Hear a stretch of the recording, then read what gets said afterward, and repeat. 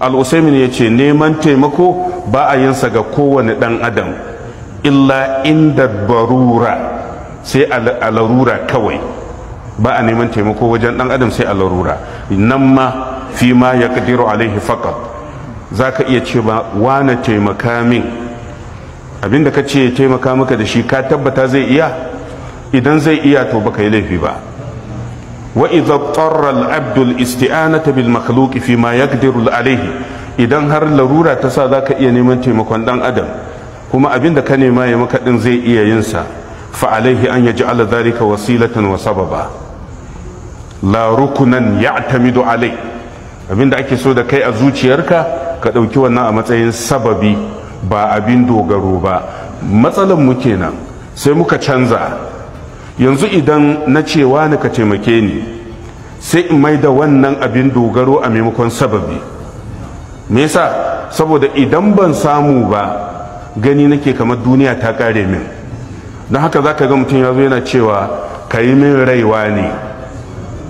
idan ka ji mutum yana ce wane ka min rai, ai kaga kenan ya ɗauke ka madogaro ba sababi ba.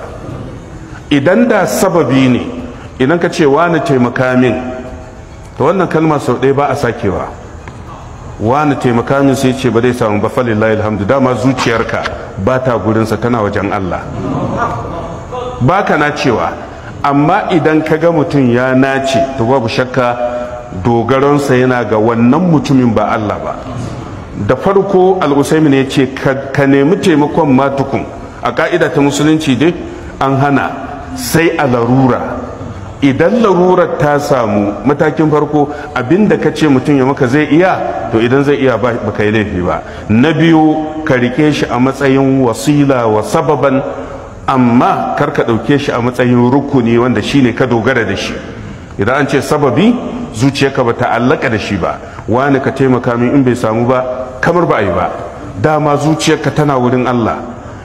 amma sai ka ga mutum ya koma roƙon Allah, Allah ka sa wane ya bani. kaga kuskure ne. ka mai da wane shine abin dogaro, Allah shine sababi. maimakon wannan mutumin ya zama sababi, Allah shine abin dogaro.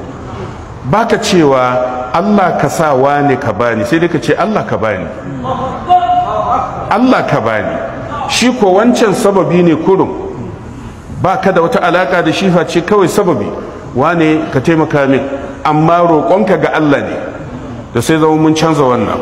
ya ce wa innamar rukunul asil alladhi ya'tamidu alayhi fi du'a was su'al wal isti'ana huwa Allah wahdahu la sharika lahu. waye wanda ya kamata zuciyarka ta dogara gare shi? shine Allah tabaraka wa ta'ala. Allah kadai shine ake so zuciyarka ta dogara gare shi. idan roƙonka, neman taimako, addu'arka duka suna wurin Allah subhanahu wa ta'ala. kwaɗayinka, sannan kuma fatar da kake yi na cimma bukatunka, fatarka tana wurin Allah ba ga ɗan adam ba. kama annal abda idha ihtaja ila al-isti'anati bil makhluq, kana iya neman taimakon mutum. misali sai al-usaimin ya ce ka hamli sundukin masalan, wani akwati ne, sai ka ce wani daga min akwatin nan, ai kaga zai iya dauka, shi yasa ka ce wani dauka min akwatin nan.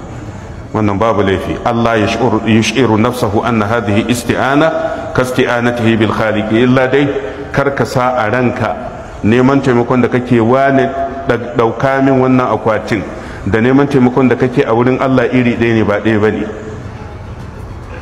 wa inna ma alaihi an yash'ur bi annahu kama'una, wannan taimako ne kawai zai maka.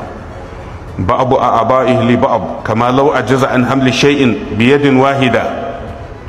ka kasa daukan abu da hannu daya, yasta'inu ala hamlihi bil yadi al-ukhra, saboda ka sai ka hada hannu biyu ka daga. to irin wannan shine kake cewa wani taimaka min, ka daga min wannan. amma asali mai bada taimako gare ka Allah ne. to wannan shine bayanin malaman sunna.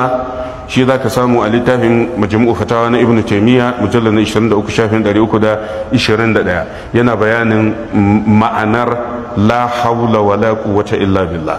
yace in ka rike wannan kalma yujibul i'ana, kalmar tana wajabta samun taimakon Allah. wali hada sanna annabi, saboda haka sai annabi ya sa ta kalmar la hawla ta zama sunna a kiran sallah.